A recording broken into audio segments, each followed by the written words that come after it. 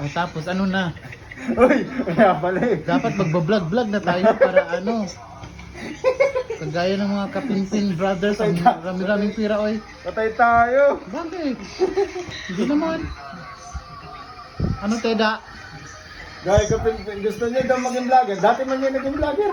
Vlogger nga pero hindi ako sikat eh. Baka Pero, ito, babayral ang naging tayo. sahod niya, magkano yung naging sahod ko? 8,700 lang. Oh, 807, ano lang.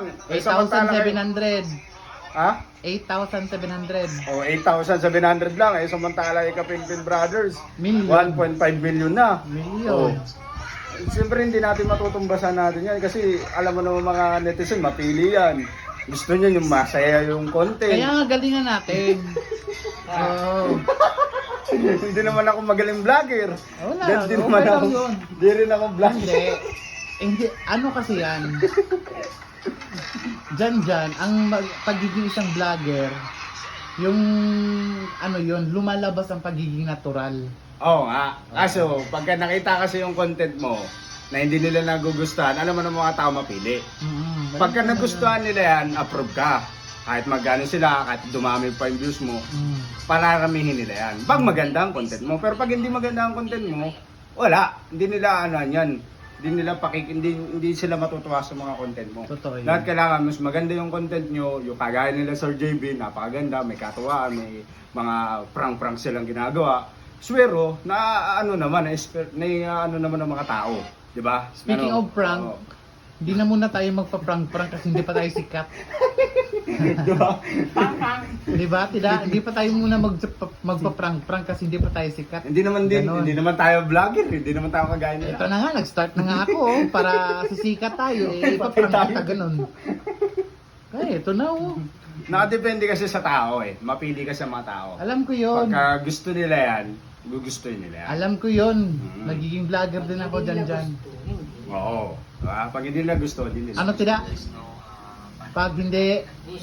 Oo, pag hindi gusto ng tao. Ganon. Nasa tao kasi yun. Pagka halimbawa na maganda yung content mo, may ginawa ka. Ulit-ulit na Maano Suboy nila yun. ulit. Ano ba tawag dun? Mapapanood nila yun. Na, ay, ganda pala ng content na to, nakakatawa. So, siyempre, lahat yun, gagawa sila ng paraan para tumaas yung views mo. Correct. Para maging umabot ka kung nakadepende sa kung ibibigay nila yun. Di ba? Ang galing ni Boy ulit ah. Ganun yan. Ayoko na. Di naman ako vlogger. Hindi, pwede yun. Hindi ako. Basta mga ano lang, nagiging ano lang tayo, natural. Hindi, wag yung parang ano, parang scripted na nga, pero hindi pa ginalingan. Ay, Oo. pangit yun. Pangit yung ganun. O siya, ito yung first vlog natin ha. Nakano pala yan? Oo. Basta, ito yung first vlog natin, upload ko na to. Bahala ka dyan. Oo nga. Ewan ko, kung aangat yan. Wow. Angat Pala, to. kung aangat yan. Basta araw-araw tayong magbibideo na kahit ano lang, natural lang na video. Mamaya na tayo Hindi. gagawa ng mga content na parang yung iba kasi natural lang talaga.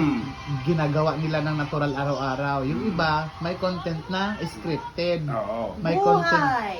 May content na parang ano lang scripted pero hindi pala masyadong patok sa mga tao kasi scripted na nga, pangit pa, ganon. So ito, natural lang, nature lang natin to. Ewan ko lang kung aangat yan. Para makita nyo naman ako, ganon. Ganon. So siya, babay na muna. Sige na, magbabay ka. Boy, ulit. Boy,